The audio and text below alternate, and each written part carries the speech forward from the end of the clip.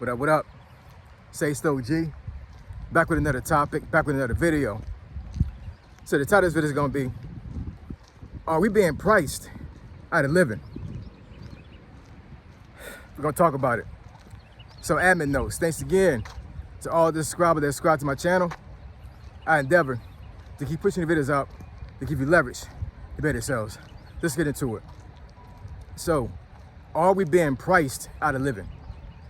So I know I've done a couple of videos in the past few months when it comes to job loss and inflation, government shutdown. Obviously, that just passed last month, and it's so many things that have been going on in 2025. Is like, everything revolves around money. Everything revolves around how folks gonna pay for things, how folks gonna pay to live. Literally, you know what I'm saying?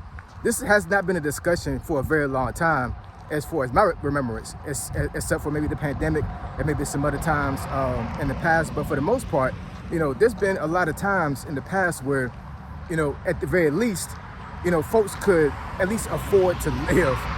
Maybe not comfortably, but actually live. Here's what I mean by that. Things are getting so damn pricey right now that it's almost like a proven fact that folks can be homeless pretty soon here, man. Like, for real. Like, I'm not even joking about that. You know what I'm saying? Like, you got a multitude of people that are going to be on the streets because they literally cannot afford to live. They cannot afford rent. They cannot afford a mortgage. They cannot afford a car payment. None of that. And things just going up and up and up and up. And I think a lot of folks are getting this false sense of security when it comes to, when this administration leaves, where things go back to like a normal state. This will be the normal for a very long time. And then eventually it's gonna be a price increase, and then that's gonna be the normal. Folks can't live right now, man. I went to the grocery store yesterday, right, to get some groceries. And I'm talking about not even a lot of stuff. My wife wanted to make breakfast yesterday morning, so I said, okay. The refrigerator was bare. We had been, running around and hadn't done a lot of grocery shopping recently. So I went down to the local Giant. I want to say I had 3 bags of groceries. Let me see what I bought. I think I bought a carton of eggs, 18 count, a pack of bacon, a pack of sausage, 3 containers of juice. What else I get? Something else I got. Oh, toilet paper. And I think 2 other items. Maybe like a stick of gum, a pack of gum, and I think something else. $75.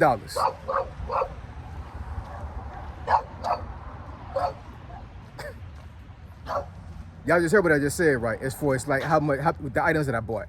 $75.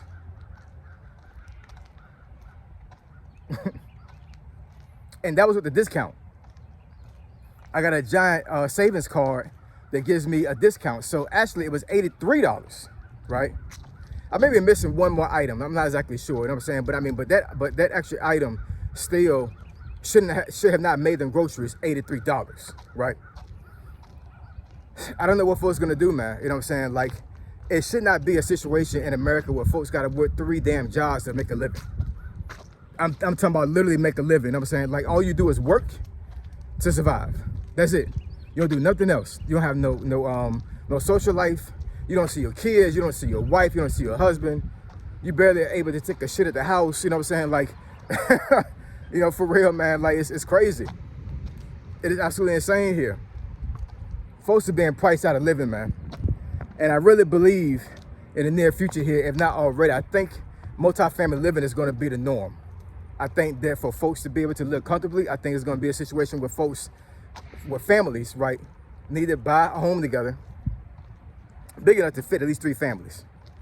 And they just literally just live in that house, and, and they live comfortably. Everybody's working, right? Everybody is contributing.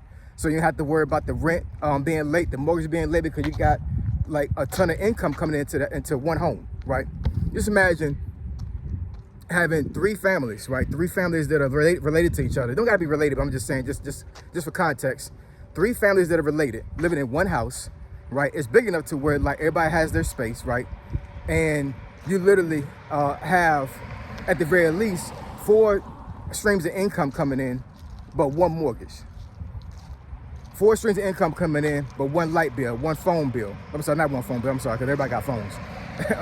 1 light bill, which is electric, 1 gas bill, 1 water bill, right?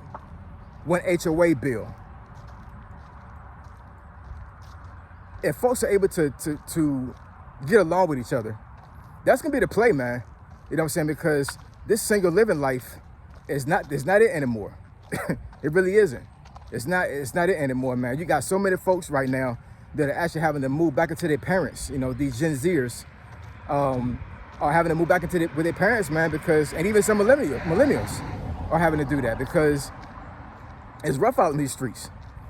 I made a video a couple of days ago when I think it was a title. What did I make that title?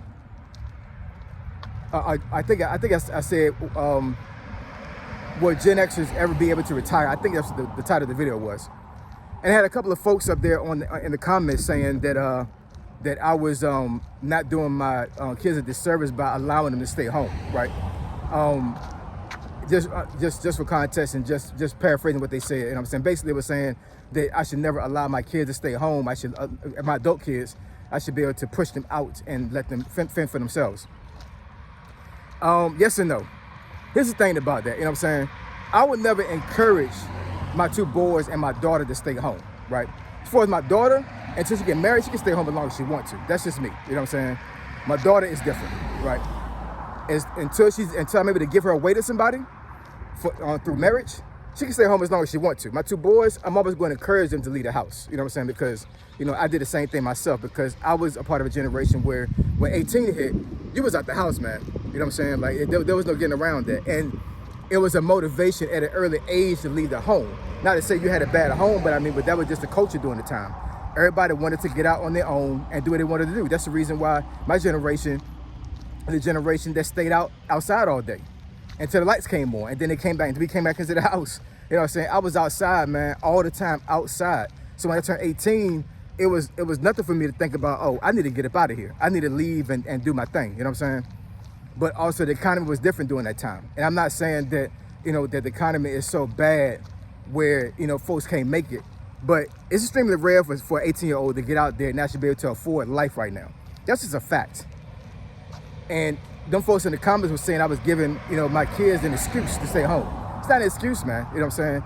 I've given the tool set, whatever, to survive and to be able to do what they need to do. I've taught them how to invest. I've taught them how to save money. I've given them discipline as far as, like, you know, how to carry themselves as men. So I'm not worried about them, you know, going out there and making it. I'm not worried about that at all. However, though, I am going to make sure that they're straight before they leave the house. I'm not going to just throw them out on the street, right? And I think that's one of the things that, you know, them folks in the comments are trying to get at, you know what I'm saying? Like, just basically just throw them out and just let them fly, right?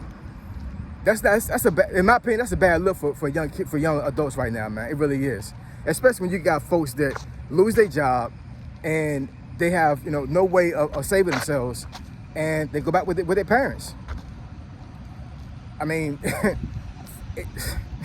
what can you say about that? You know what I'm saying? Like, it's not like the person intentionally did that. You know what I'm saying? Life happens, man. Life happens, things happen to people all the time, right?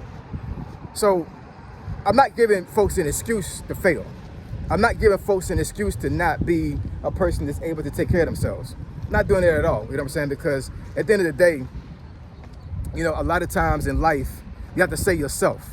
A lot of times you're not going to be able to go to somebody to save you. You got to save yourself.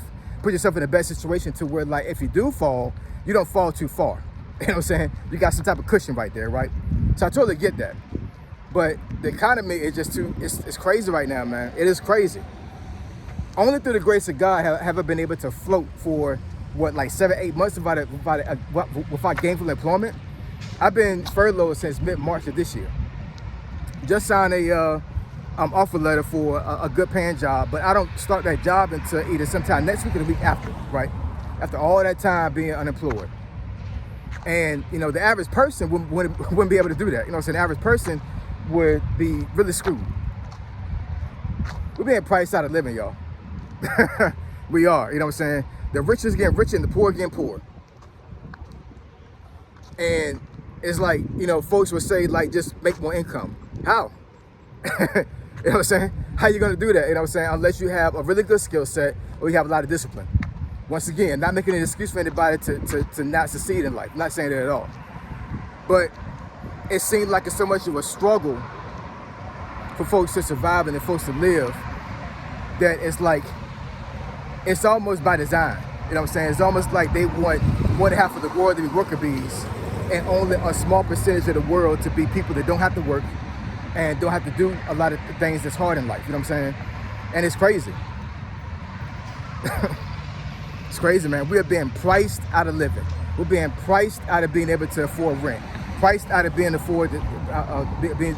afford a mortgage and a car note and other things. You know what I'm saying? Just simple things that adults should be able to have. More than half of America should be struggling to pay rent, or to pay a mortgage, or to pay a car note. That's just crazy. I mean, am I wrong in saying that? That's absolutely insane that we have all these folks that cannot afford to live. Anyways, I'm gonna get out my soapbox. I appreciate y'all. I love y'all. I'll catch y'all next video. Say so. Signing out. I'm gone.